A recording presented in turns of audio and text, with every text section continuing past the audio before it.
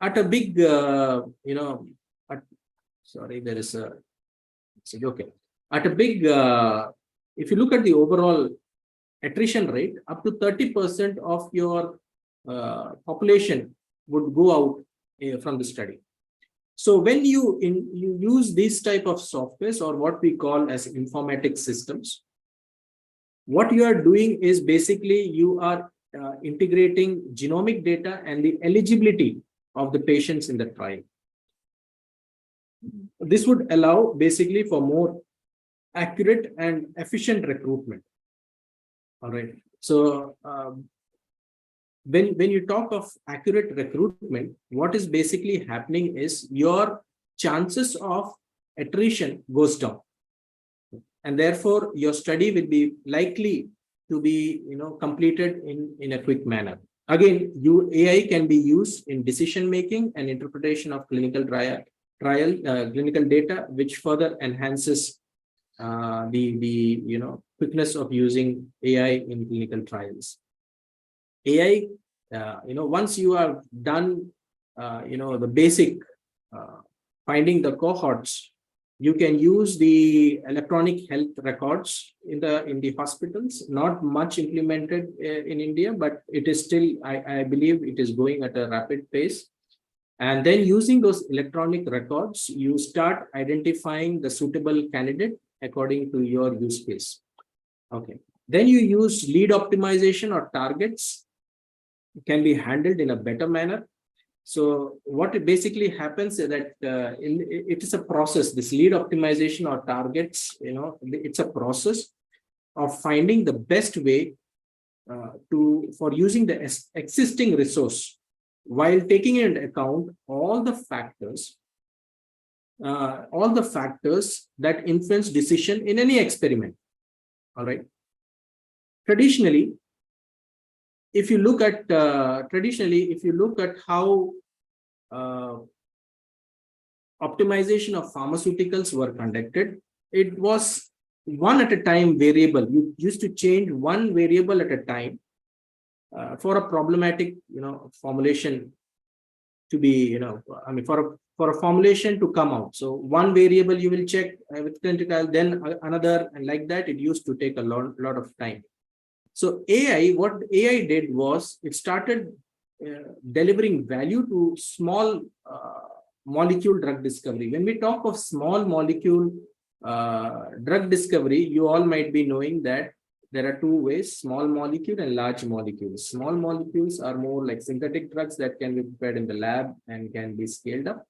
Large molecules are basically more of proteins and all those natures, biopharmaceutical nature. So how this AI is basically helping here is it is improving the biology, it is improving the chemistry, it is using the chemistry, it has increased the success rates, and it has reduced the discovery process in this area. And also patient engagement and retention has become better. If you can look at the third point, it can be followed, clinical trials can be followed in an effective manner. You have now AI-powered tools such as chatbots or personalized patient portals that can enhance patient engagement and provide support and improve patient retention in clinical trials. And again, in post-market surveillance, especially nowadays, you have tags, you have watches that can be utilized. You can have surveys that can be followed up, and then that helps in post-market surveillance. Okay, slide. Okay. Like we talked before, the application of AI,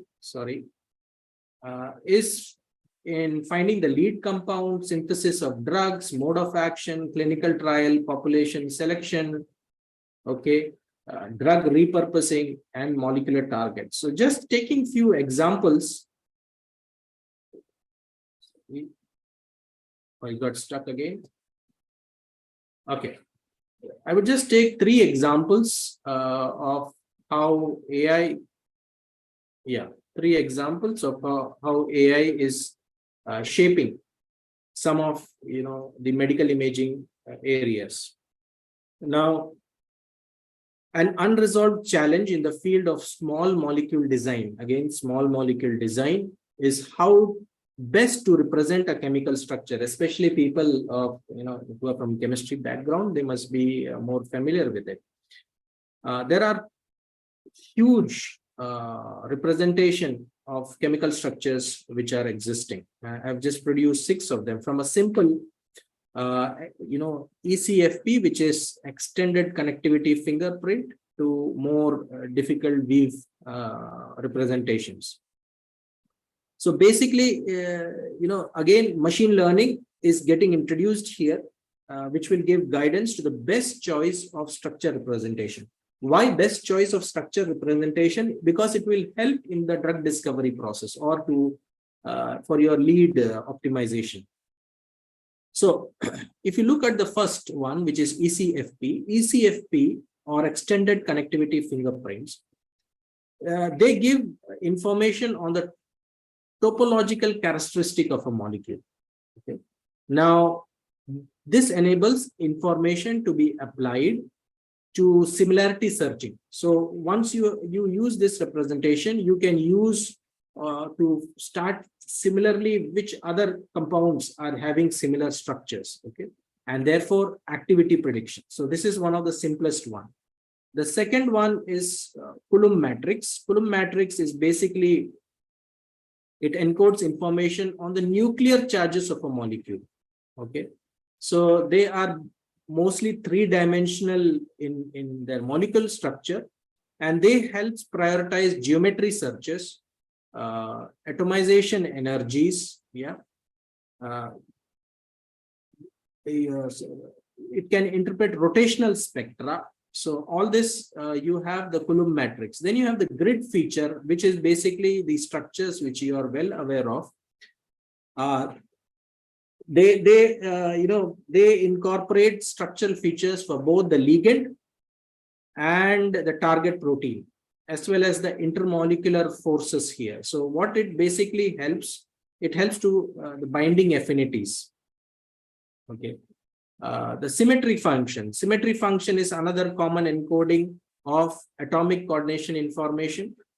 So basically, it focuses on the distance between the atoms, and what it basically helps again is finding the best drug product that would be available for particular action.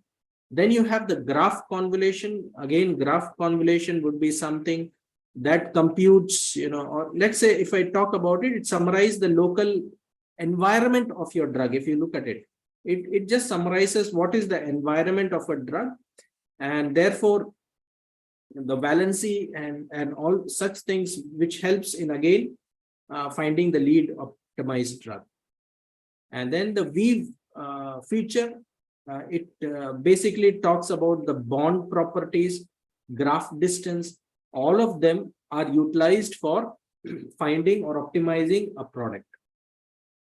Then another area, if you look, I'll just go quickly because again, these are things which you may not have encountered practically, but you may if you go in the practice, in the pharmaceutical industries. The second is utilizing predictive biomarkers. Now, again, this is something that is being used in linking preclinical to clinical trials, right? So what is happening here? You are using machine learning approach to help improvise clinical success rates and to understand the mechanism of action of a drug and to identify the right drug to the right patient. So if you look at this yellow region is basically you are creating a drug sensitivity predictive model, okay? And then you are using machine learning approaches on preclinical data. So you are getting data from preclinical studies like molecular profiling, imaging, disease category, drug response, and then you are using machine learning. So these are different types of machine learning that can be used, like SVMs, which are supportive vector machines, EN, which is elastic net, RF, random forest. So these are all machine learning techniques. Okay, let's understand in a broad manner. And then you are validating the model using early stage clinical trials. And then you apply that validated model to the patients. And then you have the patient stratification or the mechanism of action by which you can help in drug development. And finally, you have computational pathology tasks for machine learning applications. So basically, what is happening here again is you are using certain features to classify your images. So you can see the yellow region. These are segmentation regions, tubule segmentation, epithelium segmentation, pathology. And you are using certain features, very particular features like area and density to have this particular segmentation on carcinoma. You have morphology, density, texture for nuclei segmentation. You go for a general detection, mitosis detection or lymphocyte detection. You use again a particular feature like tumor infiltration, number of region of interest, and then lymphoma typing, which is more general classification. You can see here the blue, the green one represents a classification. So lymphoma classifications, typing, density is based on this particular feature that is of interest. Okay. So when we talk of computational chemistry, machine learning, and AI, okay, they have been used in drug discovery for a long time. The reason is that they allow scientists to test many potential drugs and identify the effective ones very rapidly. So basically, scientists can narrow down their search for new drugs. Okay, and these tools have helped researchers to better understand the structure and behavior of the molecules to develop new drugs. Then this is something that you must have learned about, that is CRISPR technology, which is gene editing.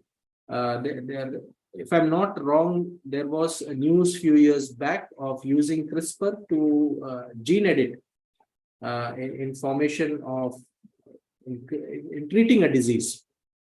I think it was related to diabetic condition. Okay, so what is this CRISPR technology? This is clustered regularly interspace short palindromic repeats. It's a big name, I know, but it is something that is being used very much in the pharmaceutical industry. Okay. It is being used in cancer studies. It is being used in AIDS and other genetic disorders. One study, if I'm not wrong, was in Brazil, where they used gene-edited mosquitoes to reduce the spread of malaria. And we have reports that it has been in some way successful.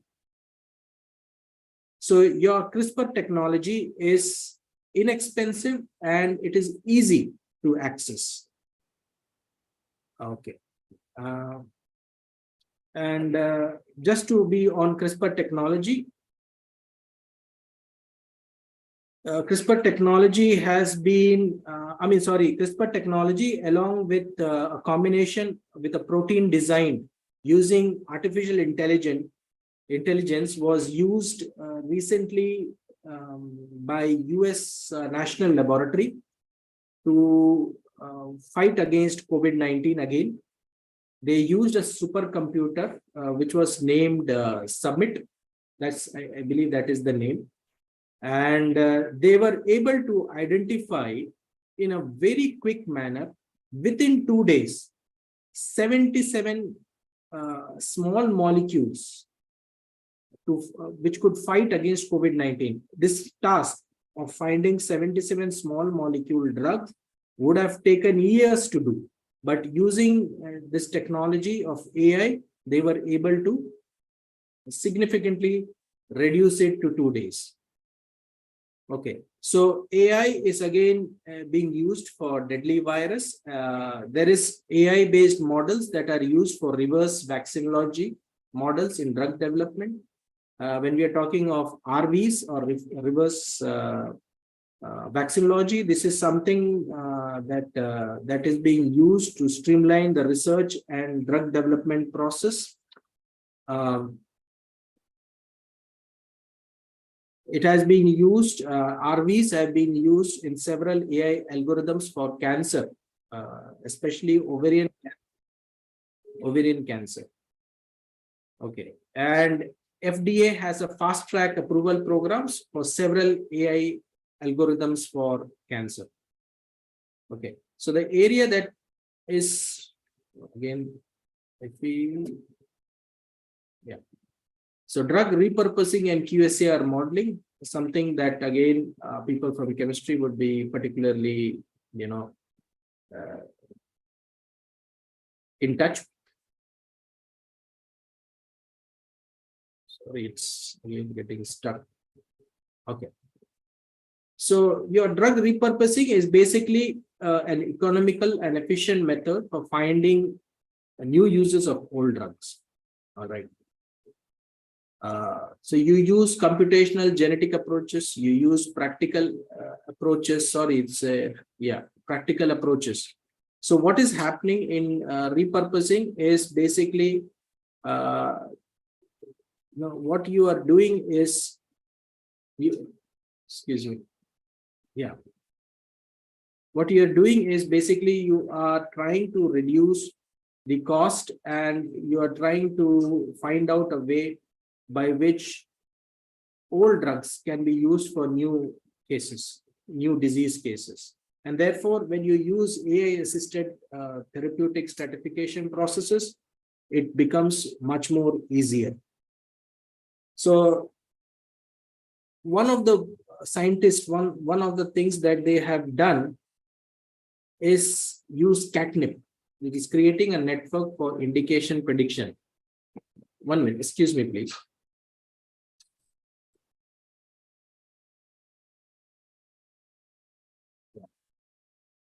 A group of researchers, they have created this catnip program, and this approach leads to more efficient and cost-effective drug discovery. Basically, a catnip predicts the probability of two molecules to share an indication on biological and chemical properties. So you're using the biological and chemical properties of a drug, and then you predict two molecules to share that same indication. So catnip has been, very useful in finding certain drug products lately. QSAR is another chemistry that is being used, which is quantitative structure and activity relationships. They have been used in what do you say, along with pharmacokinetic and simulation models. Okay, they have been very useful in explaining the relationship between the structure and biological observations. They have been useful in finding the best drug candidates by reducing the number of compounds. Okay. Now, if I'm not wrong, in China, this was used. QSAR models were studied for hundreds of inhibitor molecules. And basically, from a large and extensive list of drugs, they were able to segregate 20 candidates which could fight against SARS-CoV-2. They used docking techniques for finding out the best potential candidates. But again, one of the biggest challenges is skilled professionals and the robust validation procedures for these QSR models. Okay, so what could be the challenges that are there with AI? If we look at it, AI, sorry, it's moving around. The privacy is one of the biggest issues. When we talk of privacy, we are talking about a condition where data is open. Okay, whether we are talking of consumer data or even data which is being generated as a data set. So privacy is a concern, but governments are working towards, this condition. There are regulations being formed. But one of the things that needs to be inherently taught is the ethical training. And that's why we feel that artificial intelligence and their concepts starts to, it needs to be incorporated into curriculum somewhere where ethical training starts becoming an integral part of their learning culture. But one of the things is whether interventions are safe and effective is also a challenge to look into, because as I said, there is no robust validation procedures across, but we need to work on that. But what is the future? The future is very bright for AI. Computer systems are more capable of data analysis than humans. That has been very clearly, exhibited across different platforms. Drug production can be in a very timely and cost-effective manner. Acceleration of drug discovery, screening and validation, nanorobots which are there, especially if you have heard the latest news that doctors performed a surgery using robots, even though they were not in the operating room. You can predict patient survival rates, and this is something which is currently getting importance. You can increase the productivity, you can reduce the errors. We can very easily, the number of errors when we were using AI, as when we are using optical probes in our dissolution testing, or what we call as fiber optics testing, we could see that the errors which were generally done through traditional or conventional systems were brought down significantly. If I talk in percentage, up to 70 to 75%, it was brought down. You could have readings in microseconds where you had, the timings were in minutes, you could have it in microseconds. And then the biggest use case of AI would be drug repurposing, where it will ultimately benefit the patient. So AI is not a distant future, it is here and now.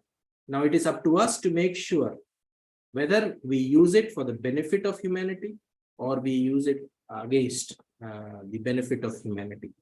So with that, I would thank you for giving me this time and opportunity to speak on a very important topic. Maybe it was too large or quick, but definitely we can always have a discussion. Thank you.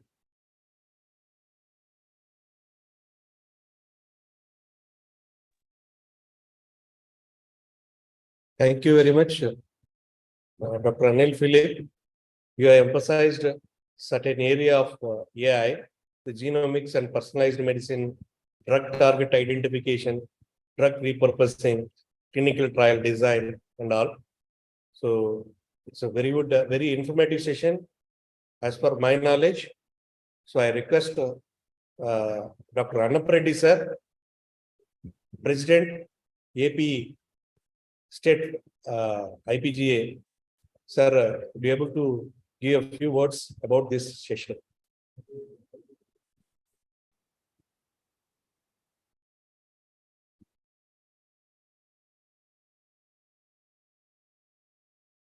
Annapareddy sir.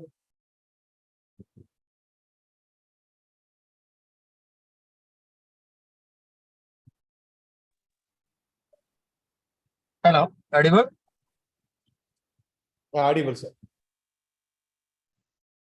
So, first of all, I thank you, Anil Philip, for having us a wonderful conversation and a wonderful lecture on the platform of IPGA Andhra Pradesh. And thank you very much, sir. And I heard that you are already a life member of Indian Pharmacy Graduates Association. I just don't take much of time, and we have now the NRI division and overseas pharmacies division. and we will contact through Dakshinamurthy sir, and we'll make you part of it, get more and more active. As we said here, not much. Thank you, sir. So apart from that, and I personally thanks a lot when we started the initiative of the 50 years series of the IPGA. The webinars, the Dakshinamurthy has taken a very good initiative along with Dakshinamurthy and his team of Revati and other colleagues. I personally thank of all of them to have initiated such a wonderful series with a very nice program topic with you all. So thank you, sir. And apart from that, finally, a small quotation. A brain can be manipulated with artificial intelligence, but brain is so strong, and let us see that artificial intelligence cannot be manipulated with the human brain again. Since we have seen in a lot of clinical trials, we have seen a lot of lapses by the Merck and other companies have gone by manipulating the data of the clinical trials back in 2007, and those things FDA doesn't have the match the data facility, data analytics facilities. Nowadays, the securities are very strong in tech world. And at the same time, we hope that we all utilize the artificial intelligence in pharma for replacing the animals and other studies. Meantime, it wouldn't be manipulated by the human price of the wonderful human brains again.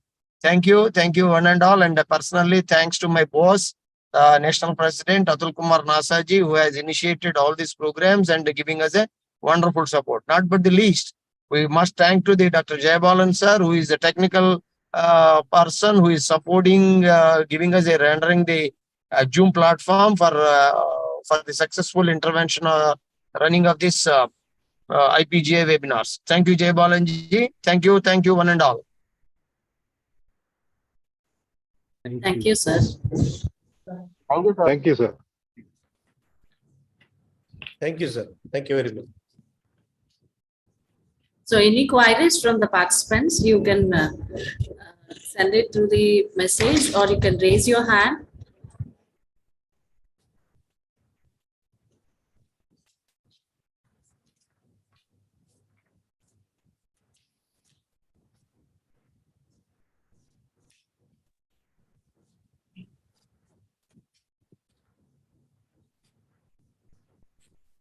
The session is open for discussion. Yes.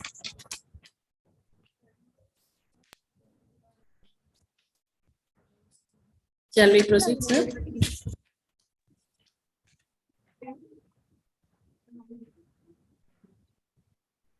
Ma'am, we can proceed. I think. Okay, sir. We'll proceed. ఏం చెప్తున్నారు ఇంకా Sir, please mute all the mics.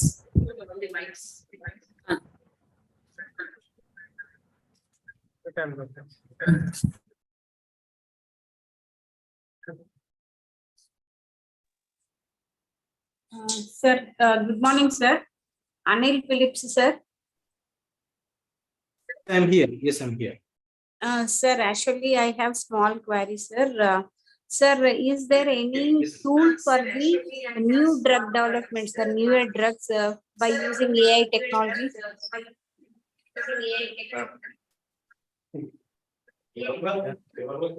Need to again repeat it.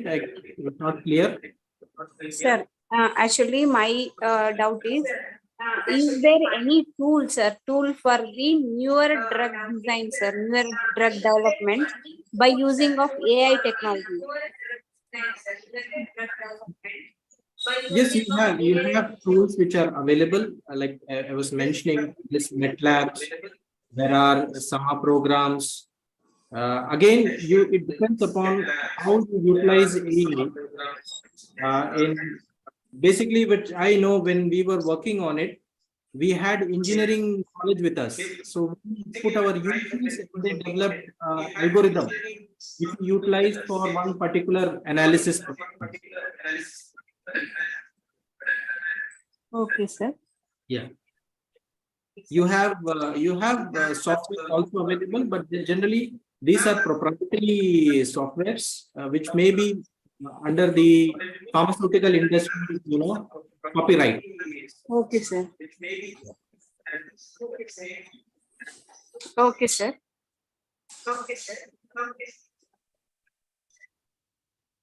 Thank you, sir. Thank you. Yeah.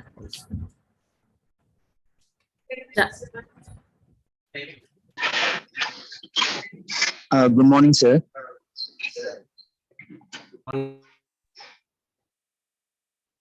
Hello. Yes, morning. Sir, I have a doubt. Actually, you said about a MATLAB, right? Yeah. What is the use of MATLAB in going with the pharmaceutical industry, sir?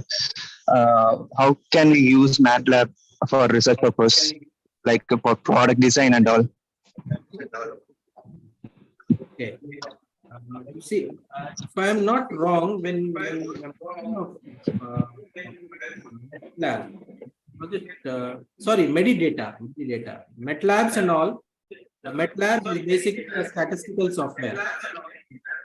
Statistical software, which we can use again. We can use in designing of products and optimization. You can use factorial designing. You know, using these products like MATLAB and all, we can have T square, T square. You know, the factorial designings can be used in this process. But in pharma industry, we are using metadata in some case where they are using in clinical trials to enhance the drug discovery process.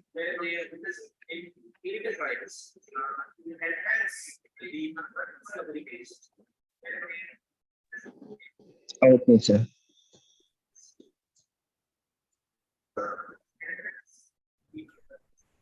Jalrit, sir. Any other queries?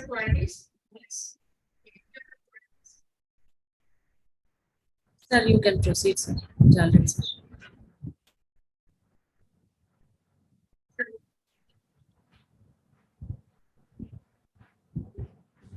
Jalrit, sir, proceed for the vote of thanks. Okay. Good morning, one and all. Today we come to the end of truly insightful and remarkable webinar on effective utilization of artificial intelligence in drug discovery on behalf of QIS College of Pharmacy in association with IPGA AP State Branch. Here I extend my heartfelt gratitude to the distinguished speaker, Dr. Anil Philip, Associate Dean, School of Pharmacy, University of Nizwa, Oman, Mr. Atul Nasser, National President, IPGA, Dr. Arun Garg, National General Secretary, IPGA, Mr. Vijay Bhaskar Reddy Annapreddy, President, IPGA, AP State Branch, Dr. P. Srinivas Babu, General Secretary, IPGA, AP State Branch, Dr. D. Dakshinamurthy, Vice President, IPGA, Simhanapuri Region, and our special guest, Dr. Sri Lakshmi Madam, Joint Secretary, South Zone, and Dr. Jay Balan Swami, Principal, Alwar College of Pharmacy, a man behind the scene, participants and quiz management who have made this event possible. First and foremost, our deepest appreciation goes to our esteemed speaker who has shared his profound knowledge and expertise on how AI is transforming the landscape of pharmacy. We are truly grateful for you, sir, for your time and effort in making this webinar an invaluable learning experience. To all the attendees, thank you for your active participation and engagement throughout the event. So once again, I extend my heartfelt thanks to all of you for making this webinar a resounding success. Thank you all. Have a nice day. Thank you very much, sir. Thank you, sir. Everyone, please on your videos so that we'll have a screenshot for activity.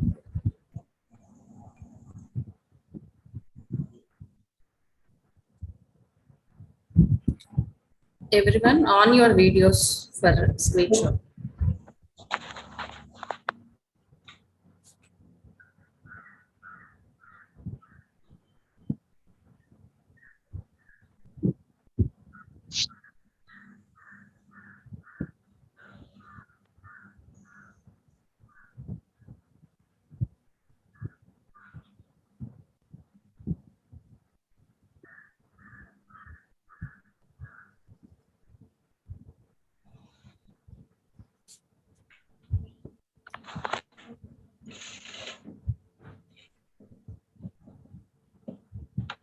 Thank you. Let us end the program with the national anthem. Last. Last.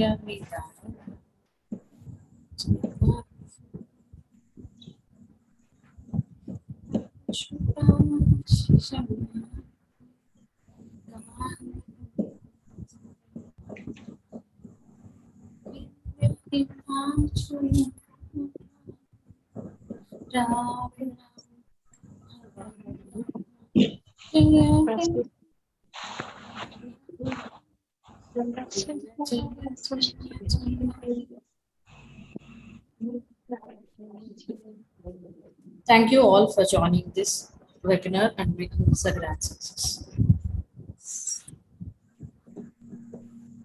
Thank you. Thank you for wonderful hosting. Thank you, Anil sir.